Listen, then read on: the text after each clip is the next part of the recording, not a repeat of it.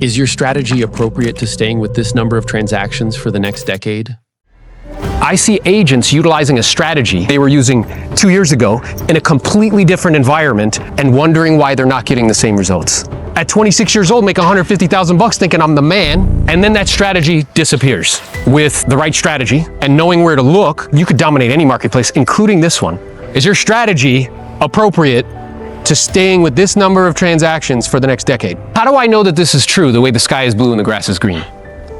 Well, I first started selling real estate in 2006. Now that was a very specific economic and therefore real estate environment.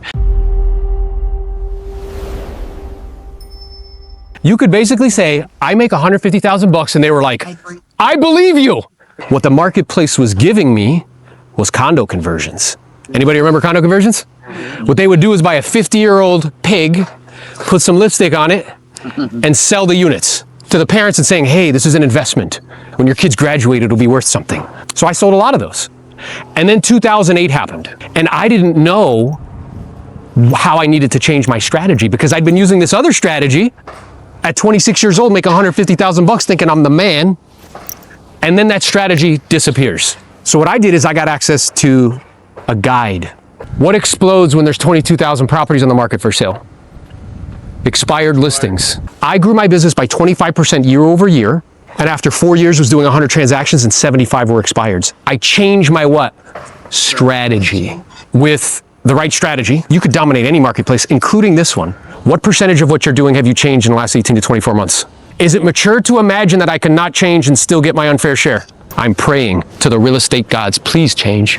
Is your strategy appropriate to staying with this number of transactions for the next decade? No, I appreciate your honesty. How do I deal with it?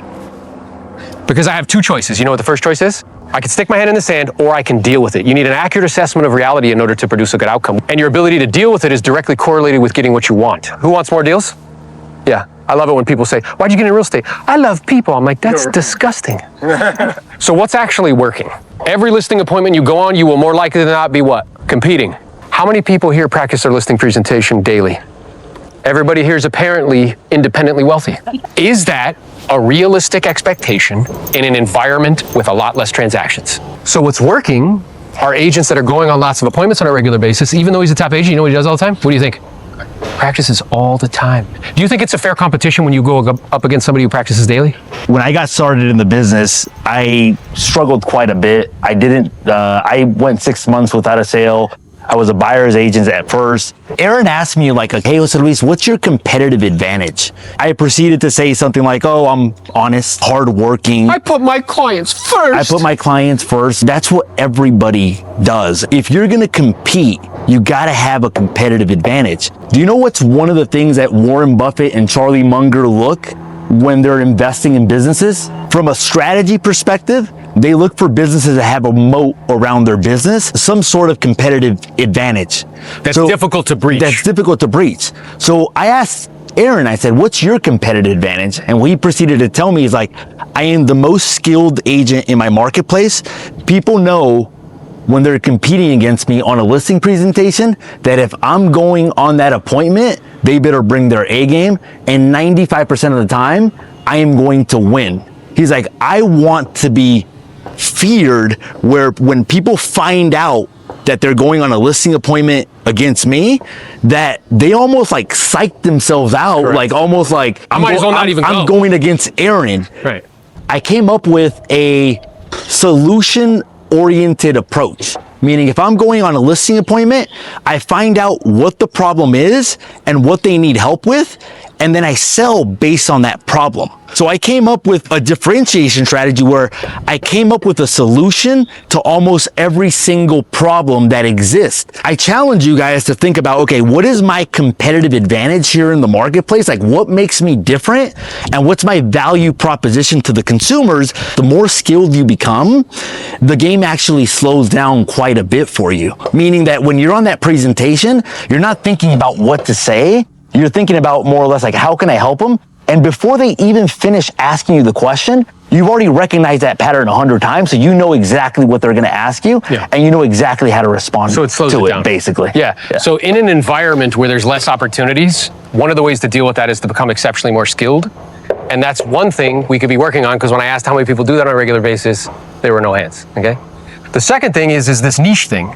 So when I said that to you guys, everybody gave me the answers of the niches. Can I ask you guys a question? How many people have intentionally and purposefully tried to cultivate one of those niches? Death, divorce, job relocation, moving to assisted living facilities, like purposefully and intentionally. Yeah, one. Me. Guys, and the two people making the most money. Like, guys, like what I'm aware of, do you see? You can all tell me that these are the places I should be looking, but we're not actually doing anything about it, right? When I started Probate, you know how much I knew about that? 0. And I went to the courthouse 6 or 7 times to figure it out, and it was a pain, and I was like, oh, I could be doing other things. But then once I figured it out, I started to call them and drop the amount of people I was calling for expires, because that source was dwindling. And within 3 months, I'm taking 4 listings a month. All because I had a willingness to change.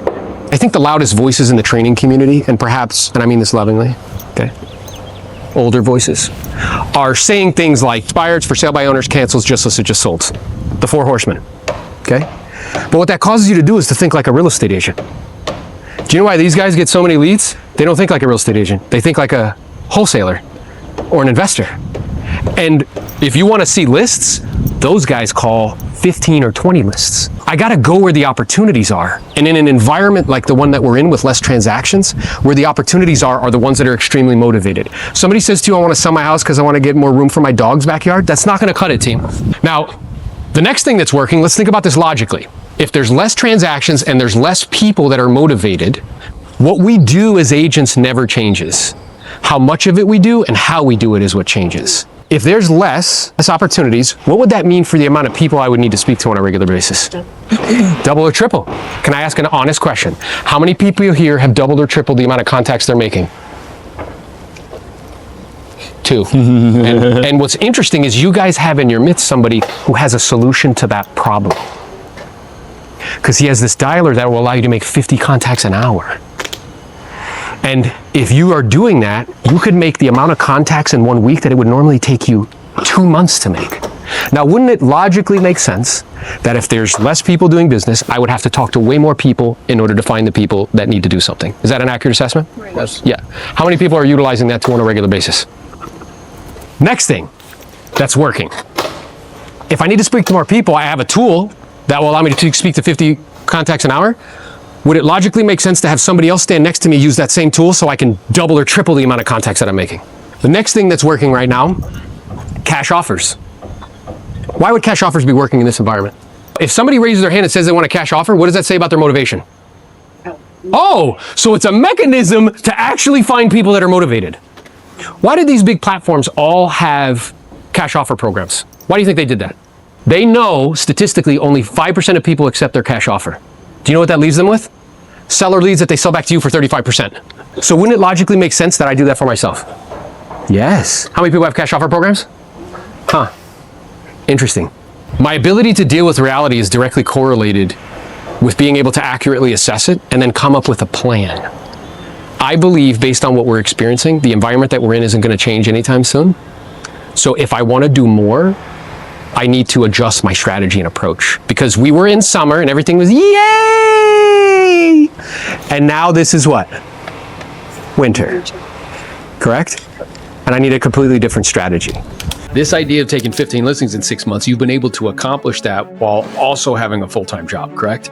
I've been in law enforcement now for 19 years, kind of on the road to retirement within the next year. I was looking for a vehicle to catapult me into retirement, life after law enforcement. When I first started, it was quite overwhelming. Coming from a background in a career that I've done for so long, I lacked the experience and the knowledge base to be successful in this. Was taking in a lot of knowledge and taking in a lot of information at once. And again, it was overwhelming. You know, I think the benefit of reaching out to you and someone who's already been extremely successful in this industry, made their name of coaching real estate agents. You know, you had so much value to offer right away.